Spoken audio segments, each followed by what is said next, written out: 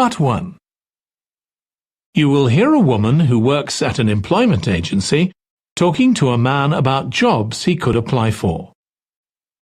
First, you have some time to look at questions 1 to 5.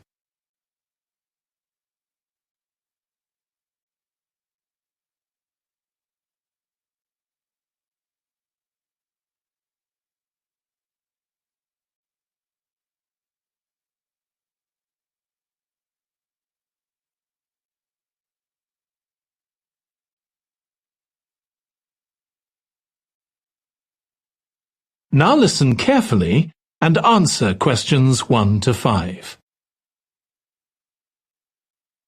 Good morning. Thanks for coming in to see us here at the agency, Joe. I'm one of the agency representatives, and my name's Sally Baker. Hi, Sally. I think we spoke on the phone, didn't we? That's right, we did. So, thank you for sending in your CV. We've had quite a careful look at it, and I think we have 2 jobs that might be suitable for you. OK.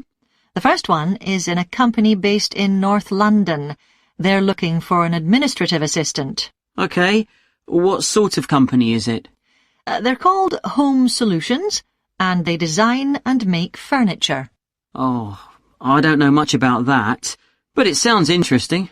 Yes, well, as I said, they want someone in their office, and looking at your past experience, it does look as if you fit quite a few of the requirements. So, on your CV, it appears you've done some data entry? Yes. So that's one skill they want. Then they expect the person they appoint to attend meetings and take notes there. OK. I've done that before, yes. And you need to be able to cope with general admin. Filing and keeping records and so on. That should be OK. And in my last job, I also had to manage the diary. Excellent. That's something they want here too. I'd suggest you add it to your CV. I don't think you mentioned that, did you? No. So, as far as the requirements go, they want good computer skills, of course, and they particularly mention spreadsheets. That should be fine. And interpersonal skills, which would be something they'd check with your references. I think that should be OK, yes. Then they mention that they want someone who is careful and takes care with details. Just looking at your CV, I'd say you're probably all right there. I think so, yes. Do they want any special experience? I think they wanted some experience of teleconferencing. Oh, I've got 3 years' experience of that. Let's see. Yes, good. In fact, they're only asking for at least 1 year, so that's great. So is that something that might interest you? It is, yes. The only thing is, you said they were in North London, so it would be quite a long commute for me. OK. Before you hear the rest of the conversation, you have some time to look at questions 6 to 10.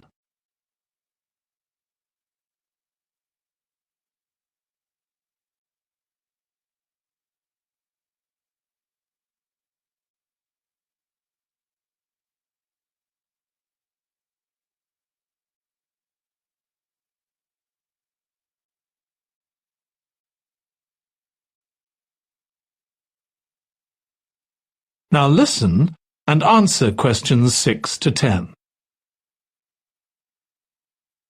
So the second position might suit you better as far as the location goes. That's for a warehouse assistant, and that's in South London. Yes, that would be a lot closer. And you've worked in a warehouse before, haven't you? Yes. So as far as the responsibilities for this position go, they want someone who could manage the stock, obviously, and also deliveries. That should be OK. You've got to keep track of stuff, but I've always been quite good with numbers. Good. That's their first requirement. And they want someone who's computer literate, which we know you are. Sure. Then they mention organisational skills. They want someone who's well organised. Yes, I think I am. And tidy? Yes. They go together, really, don't they? Sure. Then the usual stuff. They want someone who can communicate well, both orally and in writing. OK. And for the last warehouse job I had, one of the things I enjoyed most was being part of a team. I found that was really essential for the job. Excellent. Yes, they do mention that they want someone who's used to that, yes. Now, when you were working in a warehouse last time, what sorts of items were you dealing with? It was mostly bathroom and kitchen equipment, sinks and stoves and fridges. So you're okay moving heavy things? Sure, I'm quite strong and I've had the training. Good. Now, as far as experience goes, they mention they want someone with a licence and that you have experience of driving in London, so you can cope with the traffic and so on. Yes, no problem. And you've got experience of warehouse work. And the final thing they mention is customer service. I think, looking at your CV, you're okay there. Right. So, what about pay? Can you tell me a bit more about that, please? That is the end of part 1. You now have 1 minute to check your answers to part 1.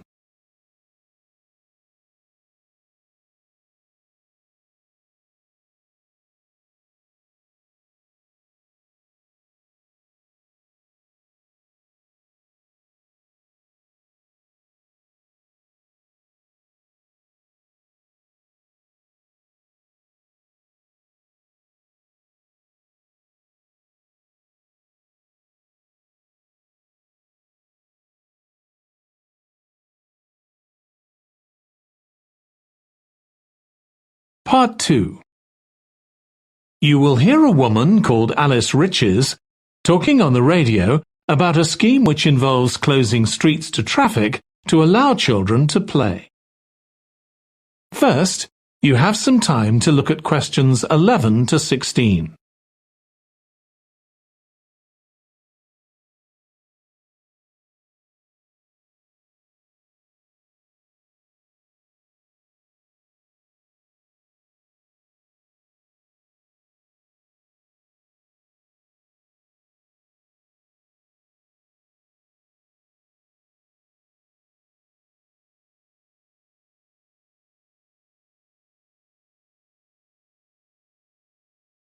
Now listen carefully and answer questions 11 to 16. My guest on the show today is Alice Riches, who started the street play scheme where she lives in Beechwood Road. For those of you that don't already know, street play involves local residents closing off their street for a few hours so that children have a chance to play in the streets safely. She started it in her own street, Beechwood Road, and the idea caught on, and there are now street play schemes all over the city. So, when did you actually start the scheme, Alice? Well, I first had the idea when my oldest child was still a toddler, so that's about 6 years ago now, but it took at least 2 years of campaigning before we were actually able to make it happen. So the scheme's been up and running for 3 years now. We'd love to be able to close our road for longer, for the whole weekend, from Saturday morning until Sunday evening, for example. At the moment, it's just once a week, but when we started, it was only once a month, but we're working on it. So, what actually happens when Beechwood Road is closed? We have volunteer wardens, mostly parents, but some elderly residents too, who block off our road at either end. The council have provided special signs, but there's always a volunteer there to explain what's happening to any motorists. Generally, they're fine about it. We've only had to get the police involved once or twice. Now, I should explain that the road isn't completely closed to cars, but only residents' cars are allowed. If people really need to get in or out of Beechwood Road, it's not a problem as long as they drive at under 20 kilometres per hour. But most people just decide not to use their cars during this time, or they park in another street. The wardens are only there to stop through traffic. So, can anyone apply to get involved in street play? Absolutely. We want to include all kids in the city, especially those who live on busy roads. It's here that demand is greatest. Obviously, there isn't such demand in wealthier areas where the children have access to parks or large gardens, or in the suburbs where there are usually more places for children to play outside. I'd recommend that anyone listening who likes the idea should just give it a go. We've been surprised by the positive reaction of residents all over the city. And that's not just parents. There are always a few who complain, but they're a tiny minority. On the whole, everyone is very supportive and say they're very happy to see children out on the street, even if it does get quite noisy. Before you hear the rest of the conversation, you have some time to look at questions 17 to 20.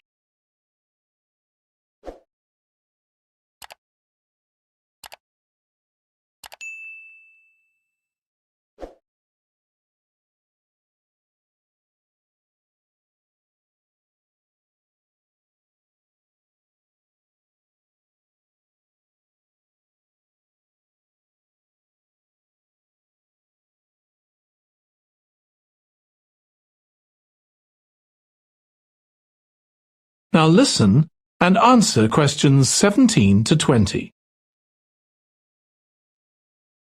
There have been so many benefits of street play for the kids. Parents really like the fact that the kids are getting fresh air instead of sitting staring at a computer screen, even if they're not doing anything particularly energetic. And of course, it's great that kids can play with their friends outside without being supervised by their parents. But for me, the biggest advantage is that kids develop confidence in themselves to be outside without their parents. The other really fantastic thing is that children get to know the adults in the street. It's like having a big extended family. It certainly does have a lot of benefits.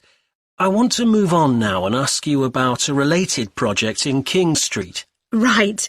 Well, this was an experiment I was involved in, where local residents decided to try and reduce the traffic along King Street, which is the busiest main road in our area, by persuading people not to use their cars for one day.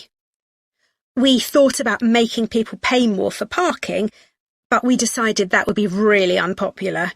So instead we just stopped people from parking on King Street, but left the other car parks open. It was surprising how much of a difference all this made. As we'd predicted, air quality was significantly better, but what I hadn't expected was how much quieter it would be, even with the buses still running. Of course, everyone said they felt safer, but we were actually amazed that sales in the shops went up considerably that day. We thought there'd be fewer people out shopping, not more. That's really interesting. So the fact that the street was... That is the end of part 2. You now have 30 seconds to check your answers to part 2.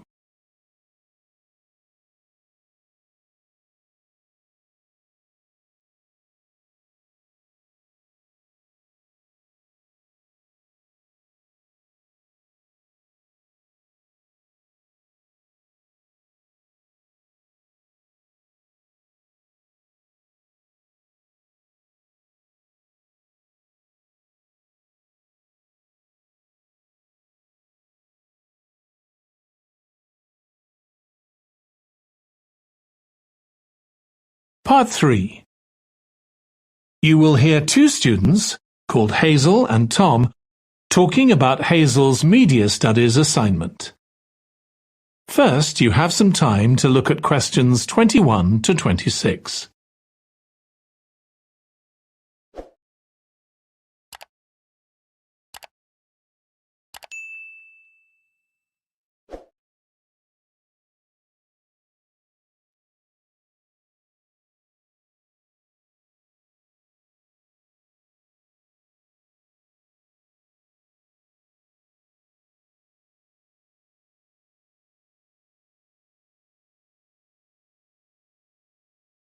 Now listen carefully and answer questions 21 to 26. Tom, could I ask you for some advice, please? Yes, of course. If you think I can help. What's it about? It's my first media studies assignment, and I'm not sure how to go about it. You must have done it last year.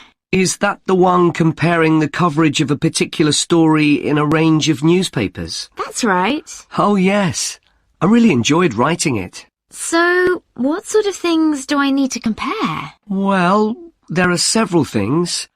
For example, there's the question of which page of the newspaper the item appears on. You mean because there's a big difference between having it on the front page and the bottom of page 10, for instance? Exactly. And that shows how important the editor thinks the story is. Then there's the size. How many column inches the story is given. How many columns it spreads over. And I suppose that includes the headline. It certainly does. It's all part of attracting the reader's attention. What about graphics? Whether there's anything visual in addition to the text? Yes, you need to consider those too, because they can have a big effect on the reader's understanding of the story. Sometimes a bigger effect than the text itself. Then you'll need to look at how the item is put together.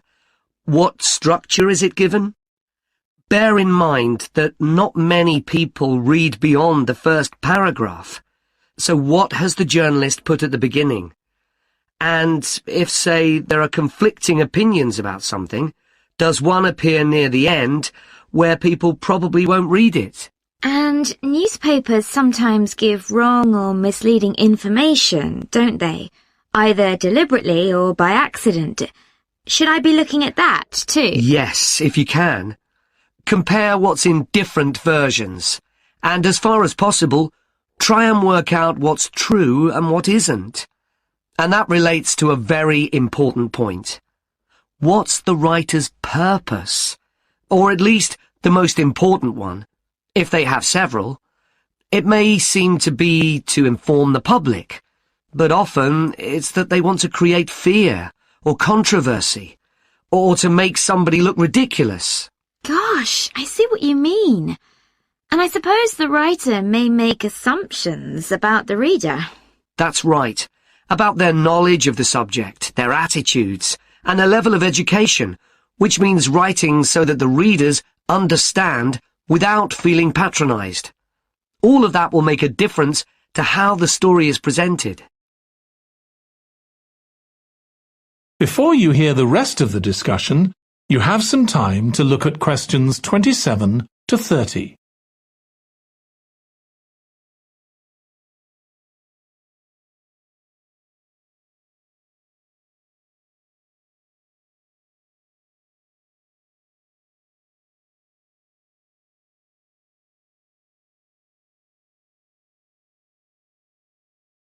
Now listen and answer questions 27 to 30. Does it matter what type of story I write about? No. National or international politics, the arts, anything, as long as it's covered in 2 or 3 newspapers. Though of course it'll be easier and more fun if it's something you're interested in and know something about. And on that basis, a national news item would be worth analysing. I'm quite keen on politics, so I'll try and find a suitable topic. What did you choose for your analysis, Tom? I was interested in how newspapers expressed their opinions explicitly. So I wanted to compare editorials in different papers, but when I started looking, I couldn't find 2 on the same topic that I felt like analysing. In that case, I won't even bother to look. So in the end, I chose a human interest story, a terribly emotional story about a young girl who was very ill, and lots of other people, mostly strangers, raised money so she could go abroad for treatment. Actually, I was surprised.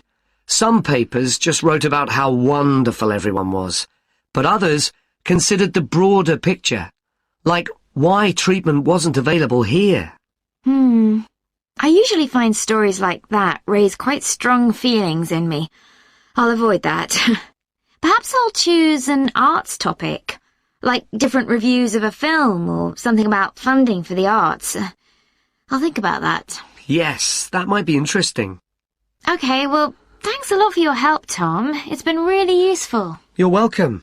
Good luck with the assignment, Hazel. That is the end of part 3. You now have 30 seconds to check your answers to part 3.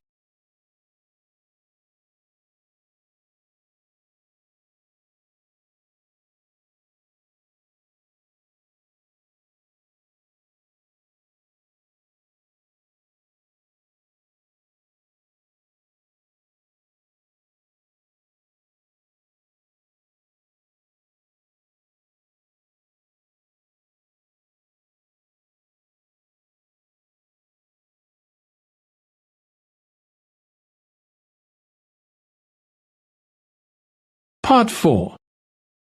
You will hear part of a lecture on the early history of keeping clean.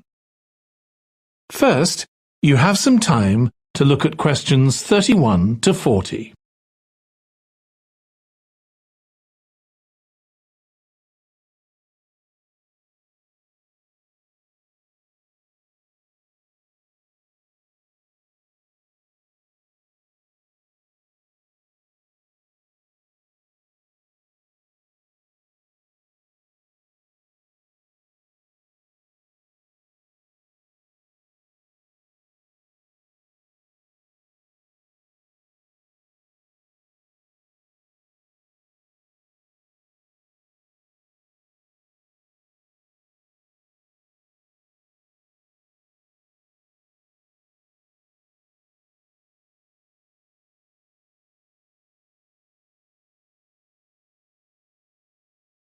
Now listen carefully and answer questions 31 to 40.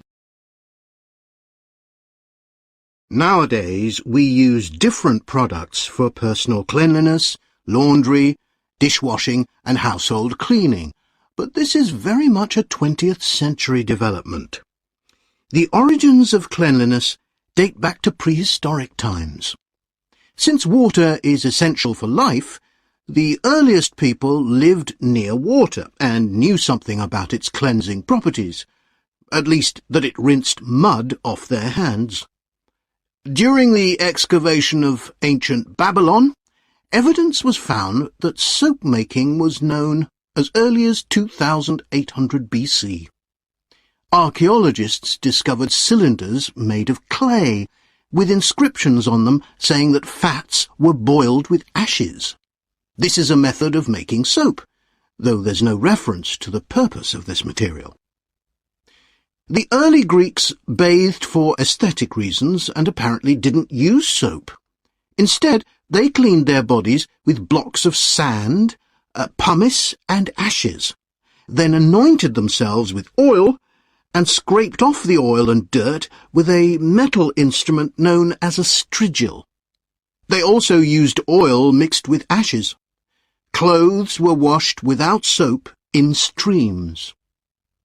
The ancient Germans and Gauls are also credited with discovering how to make a substance called soap, made of melted animal fat and ashes. They used this mixture to tint their hair red. Soap got its name, according to an ancient Roman legend, from Mount Sapo, where animals were sacrificed, leaving deposits of animal fat. Rain washed these deposits, along with wood ashes, down into the clay soil along the river Tiber. Women found that this mixture greatly reduced the effort required to wash their clothes. As Roman civilization advanced, so did bathing. The first of the famous Roman baths, supplied with water from their aqueducts, was built around 312 BC. The baths were luxurious, and bathing became very popular.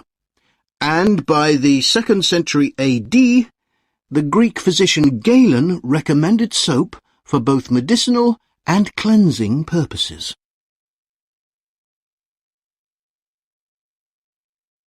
After the fall of Rome in 467 AD, and the resulting decline in bathing habits, much of Europe felt the impact of filth on public health.